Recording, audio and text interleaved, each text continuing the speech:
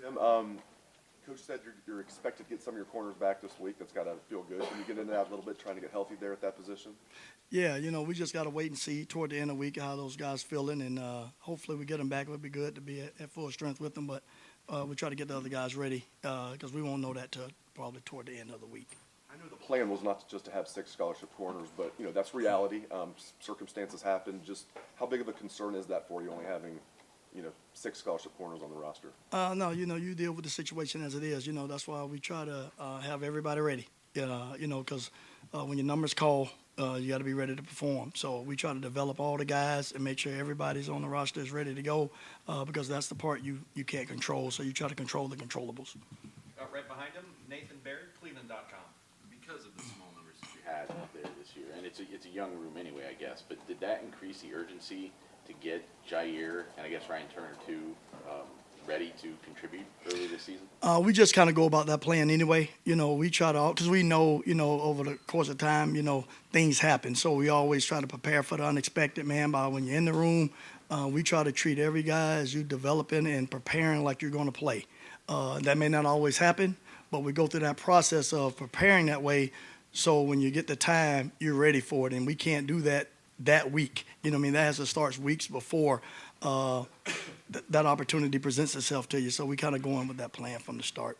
As of the start of camp, how big of a role were you expecting Jordan Hancock to be playing right now, and how much of a kind of a hole is that leaving in your plan? Yeah, we had big expectations for him, but again, like you said, you can't control those things. So that injury showed up, and then we had to go on to the next step, and that's why we try to really emphasize everybody in the room has to be ready because it can change in a heartbeat. And we're still going to kick off on Saturday, so we have to take that approach all the time. Those things and that mature, developmental, being a pro type approach is what we have to take because of the fact you can't control things that happen on a day-to-day basis. So we try to make sure those guys are always ready to go. Fourth row middle, Pat Murphy, 24/7 Sports. I know that Tanner's not technically in the cornerback room, but he has a lot of those traits. I'm just curious, in working with him, what you've seen from him. He was a guy that this offseason we heard a lot about his knowledge of the defense because he came from Oklahoma State. And now I think we're seeing what he can do on the field. So what have you guys seen in practice from Tanner? Smart. Yeah, like you said, he has position flexibility. He's smart. He understands the defense, So the communication part with him is big, though that helps a lot with the corner because that's kind of a corner skill set a little bit. The same with Cam Martinez. Those guys kind of interchangeable, flexible a little bit with that. But his knowledge and his communication and his veteran leadership, that helps the younger guys come along. When a guy gets an interception, regardless of how it happens, do you see that just boost their play? I know that that's not the biggest thing, but it's a game-changing type of play. Does that change things with a guy? Yeah, well, it is a big thing on the back end. Like I said, the ultimate goal is to get the football back. So, and to intercept the ball. When the ball is in the air, the goal is for us to intercept the ball and come down with the ball. They're throwing it for us going to try to act like the receiver in that standpoint. So those momentum shifts and those plays like that really try to inspire. And hopefully it feeds us to try to go get more of them, and try to get a flurry of these things coming so we can get a lot of interceptions in the next few weeks and kind of get a little spurt of it going. Fifth row left, Mark Snyder, Press Pros. Tim, Ryan said that Brown and Johnson were ready to play, and he wasn't surprised by what they did because of what they did in practice. But everybody's got that first extended time when they're practicing or playing the game. How do they change now when under the lights, Wisconsin, national TV? How do they change going forward mentally and confidence-wise? Well, if you watch it, they took a lot of reps this offseason doing training camp and everything. Those guys practice a lot, man. So, and we go against the best in the business every day at practice. So that preparation and giving them game ready, we kind of see that at practice a lot every day. And then on top of that, that's my job to try to make them calm and not bring any extra energy for them. Just playing football. So we try to keep that under understanding and go out and do what you're trained to do because, under pressure, the most ingrained behavior is going to come out. So we try to make sure we ingrain the behavior, how we play, and just focus on doing our job one play at a time. What was your first start like and what came of it? What did you think after that? Well, it's the same thing. When I was here with Coach Cooper, we had great veteran leadership. So same thing. Guys took me under their wing and helped me, and that calmness of playing with guys really made it. I had Vinnie Clark and older guys, that Bo Pelini. A lot of guys there that helped me when I was younger to approach the game, simplify the game for me, help with the communication, so you could calm those nerves a little bit on game day. Who was it against? I can't remember. I can't remember. Third row left, Dan Hope, 11 Warriors. Tim, just what is your overall evaluation of how Jyaire performed in that first game as a true freshman? He did well. Obviously there's some things we have to correct, but he did well of handling those things, and we just try to go on each week and each day to try to be better than we were the day before. So that's kind of the approach we take to how well are we progressing on a daily basis. That game is over, so we start a new week, and we got to start back from scratch with that foundation and with the work ethic and all those little things to make sure we prepared again for this week. Did he play well enough that you consider giving him more reps now, even when the room is fully healthy? He plays well. We kind of take that as it comes, man. You know what I mean? Because like I said, every day, we try to have it that we're competing every day out there. You know what I mean? So it's a daily progression. It's a daily prove yourself on the field type deal. But he did well. He's maturing as a young man. He puts a lot of great effort into it, man. Him and JK, they both do a great job of coming in, getting extra work, trying to prepare yourself. You got to do all of that. Really starts at the beginning of the week, so we try to make it as hard as we can the first few days of practice at the beginning of the week, so it can calm them down toward the end of the week. But he's putting all the effort in and the extra time in that you need to try to have yourself ready. Right in front of him, Stephen Means, Cleveland.com. Obviously, the silver lining of some of these injuries is, I guess if you want to call it that, JK's gotten a lot of reps these first 4 weeks of the season, and from the way Noel's talked about him, it's kind of a we'll see thing when we talked to him in fall camp about him. Just kind of give an honest assessment of where he's kind of improved over the last 4 weeks and how he's played in those reps. He's doing as well. Again, if you look at it, he and Jyaire probably have taken the most reps of all the guys from the beginning of camp to now. So over a period of time, those reps help you grow. You learn and you keep progressing. And he's the same way, man. He's passionate about playing football. He works at it. He studies. And we just try to keep growing each week, each day, and then we start it back over. You know what I mean? So we put that behind us and we start it over fresh. Because each week is a new game plan. Each week is a new progression of where we're going on who we're seeing. So they have the effort, the energy, the work ethic, which they do. And it's my job to make sure I kind of help him keep progressing with that. But he's all in with it, man. And hopefully, keep stacking good days. That's the whole model. Just stack good days, and then at the end, it should hopefully play out like we like it. And Denzel, pre-injury, wasn't necessarily having the best start to his second year here. I mean, how have you maybe been coaching him through some of those mistakes and some of those things he's had? A day at a time, man. You know what I mean? Like you have to have amnesia out there. Because things happen, you can't worry and dwell on things out there because each week is a different challenge. So he's been doing a good job of putting it behind him, go to the next play, move on to the next game, and keep progressing. It was a long season. We're going to need all these guys coming down the stretch. So that's why we try to prepare everybody, man, and have everybody ready to go because we got to be able to control the things that we can control and keep getting better every day and working on the mental mindset and toughness of being able to move on from the next play, good or bad. Good or bad, we move on to the next play because you have to go play the next one. Has he had moments where he was frustrated on the sideline with how things were going? Well, sometimes, when a guy gives a play, they'll get frustrated for a second, but he pops right back out of it, man. Because they want to play well. You want to do well. So, but it doesn't linger. It doesn't dwell on it. Move on to the next one, and he has had a few good plays. So we'll keep building, and he's all into it. So we look forward to him getting back, man, and having a great season for us. Got time for just a few more questions. Fourth row, right, Tony Girdman, Buckeye Huddle. Tim, what did Sonny do to get in that game so early? Well, he's been proving himself at practice every day, man. Again, he's a guy that's taking a lot of reps. He's got it when you get a lot of reps. He's showing his level of maturity. He has he's very mature for a young age. And that starts from home. His dad played with Lorenzo, man. So he has a football pedigree, has a football background. I played with Lorenzo, so he's used to being in tough situations. He's been well groomed there. Coach Eliano's done a great job with preparing him, gets him ready, man, and he's really serious about it. So he's mature for it, for his age with that, and takes it real serious. So he's progressing. He's a big kid. They're strong, man. So we're just looking for more and more out of him each week. But he's showing he can handle it, and he takes football very serious. Are you surprised? He should be a high school senior, and he's in the box against Wisconsin. Yeah, that's what I'm saying, man. But like I said, it started where his dad did a great job with that, man. So and then Coach Eliano has really hit him hard with studying and preparing, and just trying to be ready for it. Because like you said, didn't know when that number is going to be called, man. So you have to be ready for it. So that's the approach we try to take in the room with all the guys, and hopefully he keeps progressing, and we look for great things from him in the future. Right next door, Cameron Teague Robinson, The Athletic. Tim, Jyaire kind of got called for that weird pass interference call where it didn't even look like the ball was thrown to his receiver.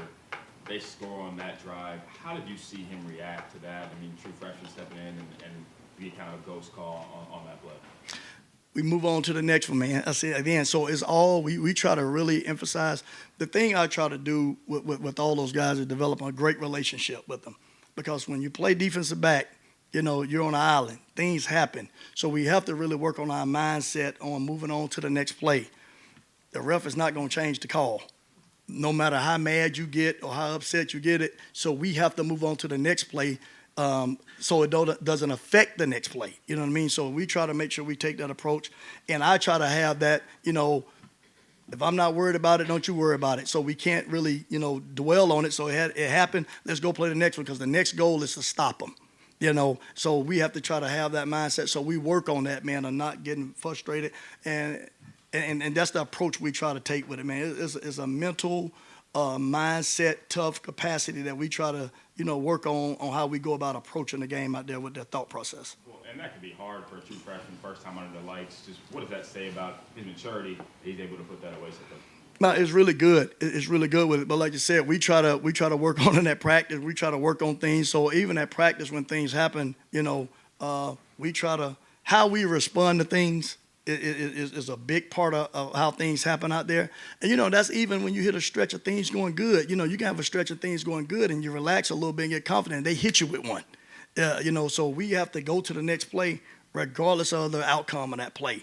It's one play at a time, and we truly try to go by that. Now, we may at times try to correct it in that moment, in the middle of a drive. We may try to reach out and say something to you. So, because we don't have a chance to get you to the sideline sometimes to try to get your mind in the right spot. But we really try to move on with that. So, and he's, like I said, he's really worked hard on his mind of approaching and being ready for those moments. So we try to talk about those things. We watch a lot of film together. And that's a great part on his, great job on his part, man, on being mentally tough to handle that situation. Deep at the wall, Jeremy Birmingham, Rivals. Tim, after 15 years in the NFL, and coming back to college football, you walk into a cornerback room that has 6 guys, 5 of which are first or second year players. So you go from coaching grown men to teenagers in a lot of cases. Was that a challenge that you liked, or has that made this first year more difficult than you anticipated? Coming back to college, how has that been?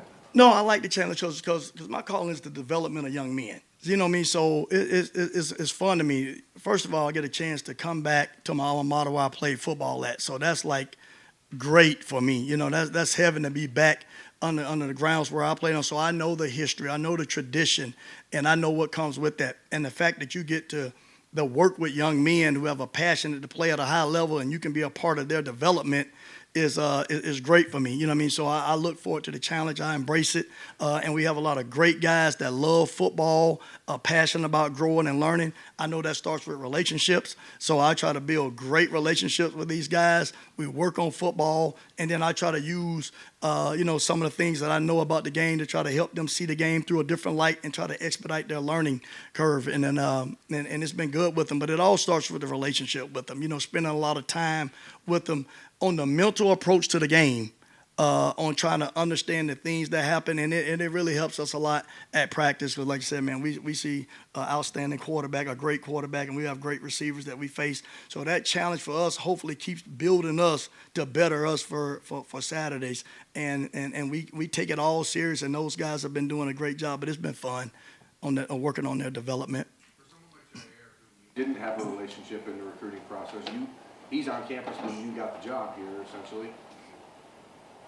Was it a surprise to you how mentally tough he is, or do you know much about the things that he's dealt with in recruiting and in his life before that? Yeah, so, I found out early because, like I said, I think the key to everything is relationship and communication. So, the day I got on campus, the first thing I did is reach out to all those guys and start the development right then. You know what I mean? So in January, we started those relationships, first about you as a young man and about life. And then the football part would take care of itself. But I got to get to know them. I have to know all the things about them. I have to know how they think, the things that trigger them, the things that their thought process. And if you develop that relationship and they know you care, when you coach them hard, when you own them real tough, it doesn't affect them because you took time to develop the relationship and learn about the man. The same thing with J.K. and Cam Brown and Denzel and all of those guys, Ryan Turner, Jordan Hancock, that time has to be put in to learn them and because they need to get to know you as well. You know what I mean? So I have to do the same things for us, opening up to get to know you because you want to really know the guy that you're dealing with every day and to know that it's genuine. So you spend a lot of time on and off the field on developing that. So when you're in the heat of the moment, everybody know that it's all about caring and it's about love in those moments of growth. Front row, right, Tim May. Monroe. Yeah. Tim, basically, when you came back, what is the biggest thing that's changed about the college game from when you played it that you had to sort of like maybe mentally adjust to coach it? Well, football is football. It's obviously now things have changed with, the athletes now are bigger, faster, stronger, man, taking care of their body development is a lot different.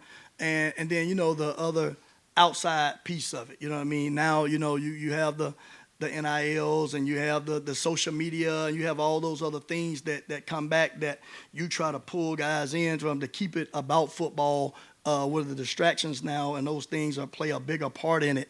So you just try to hone in, develop a relationship and make sure they can focus on the main things, which is their academics and football and taking care of their body and their family and faith. So you try to keep it in that structure because now it can get all over the place. With some of that stuff, and like I said, we got great kids, man, and these guys really work at it. But that's the biggest difference of stuff, and that's a year-round process with things now. Obviously the recruiting part has changed because it's year-round all the time with stuff with the different signing periods and stuff now. So that was all different from when I was in college last or even when I played. Yeah. And two other quickies. Who's first on the list of the guys you can grab from maybe the safety room if you need them? Because obviously y'all were almost down to bare bones this past weekend. Well, like we said before, we have Cam Martinez, that he's flexible. We have Tanner, guys like that. That nickel position, those guys can be flexible there. So those would be guys that have the possibility if things happen to move it around. And we try to, like I said, me and Pierre, we try to do a great job, man, of dual teaching and teaching guys things so that when it happens, you can be ready for any circumstance with that. But those would be the two guys. And really quick, just to play just for halftime, was that a blown coverage? Was that obviously it looked like J.K. maybe dropped off into his zone, whatever. I mean, obviously Tanner comes out of nowhere, it seems like, to make the play, but No, it wasn't blown. what were you feeling as that play was developing, and what did you feel when Tanner knocks it away? No, it wasn't a blown coverage at all. It was 4th and 3. So we were looking for him to get the ball out quick to try to get a first down and then possibly try to get it in the field goal range with that, to try to steal 2 plays out of it. But they took a shot. So it was a 4th and 3 call to try to stop the short, quick game. They took a shot out of it in the zone coverage, and they went verticals out of it. Tanner was playing the half field, went over the top, knocked the ball down. So it was a great, and J.K. was just sinking, trying to get up under it. But that was a great play by Tanner to knock that ball down before the half. Thanks, man. Yes, sir. A couple of questions. Front row, Joey Kaufman, Columbus Dispatch. Tim, just to follow up on Sonny, what do you see as his best attribute, best quality that he gives you guys? And I know you mentioned his size, but how much can that help you when you get kind of into the meat of the Big Ten play? He's tough, man. He's tough, and he's seasoned for a young guy. And like I said, again, he's very mature and very seasoned for a young guy. He takes it serious. His approach to the game, his football knowledge, he can apply it. He can take the information from the classroom and apply it on the field. And not all young guys can do that, that he can take it from the classroom and go apply it on the field with minimal mistakes. And like you said, and he has a football background of football understanding. So he understands the game some. So, and his approach to it, man, Like I say, he's very seasoned for a young guy. And I think it's going to be great things coming from him, man. And he fixes mistakes. You know, the things that he make a mistake on early, he fixes them. They don't show up a second time. So that just shows the level of being able to have recall of things that we do to keep applying it. So I'm sure down the weeks these things will get to show up on tape for us. Was he playing? And to clarify, was he playing as much as he did last week because of the matchup, or was that Lathan being out? Yeah, you know, it's all different. You know, sometimes we play guys because of different, you know, things that's going on. But he's working, man, and earning it, man. You know, so we look forward to it. And you know, Perry moved those guys around a little bit, man. Like I said, trying to you know, get this experience as we going down the stretch, because we're gonna need all of them. And right next door, Bill Rabinowitz, Columbus Dispatch. Sam, having spent so much time in the NFL, when you come back here, you've been used to dealing with men who were obviously pros. Now you're dealing with 18-year-olds. What adjustment did you have to make in your coaching? Because that's one standard, and here's another standard. I try to hold them to the same standard, because most of the guys that come here, they want to go to the NFL. That's their mindset. So I just try to escalate their learning on teaching them the game. You know what I mean? Because most of the guys at Ohio State, their plan is to become future NFL players. So I kind of coach and teach them the same of learning the game, the details of the game.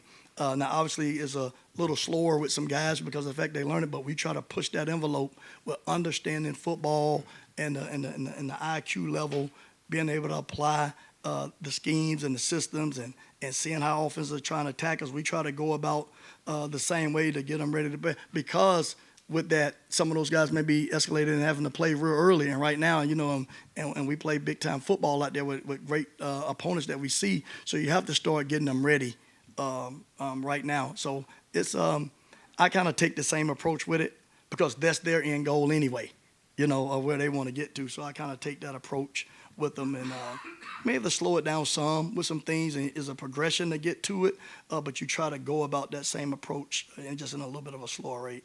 When did you find out that you were not going to have Cam or Denzel, and what was that feeling like? It was toward the end of the week. You know what I mean? Like I said, everything's kind of day-to-day basis as we're going through those things. But like I said, I go in with the approach of having everybody ready, because you got to control the controllables, control what you can control. So we go in, and we really emphasize everybody trying to be ready, because you never know. And when your number is called, we're kicking it off on Saturday regardless. So we have to be ready for that. You know what I mean? So, and if you prepare them, show confidence in them, and those guys know that you believe in them, they'll go give you your best. Like I said, we got great guys, man. And JK and Jyaire have done a great job of preparing and working. And again, they practice a lot. You know what I mean? So they got a chance to see. So the way you get better is practicing. So they've taken a lot of reps. So a lot of that, and if you show confidence in them, they'll go perform. You know. So when you told them, what was their reaction? they were excited about it. You know, but they kind of ready for it. They kind of expect it. You know what I mean? When the opportunity comes. You know what I mean? So it was a good feeling for them, and they did a great job. And you know, but like I said, we try to go about that daily approach with all the guys, because it can change in a heartbeat.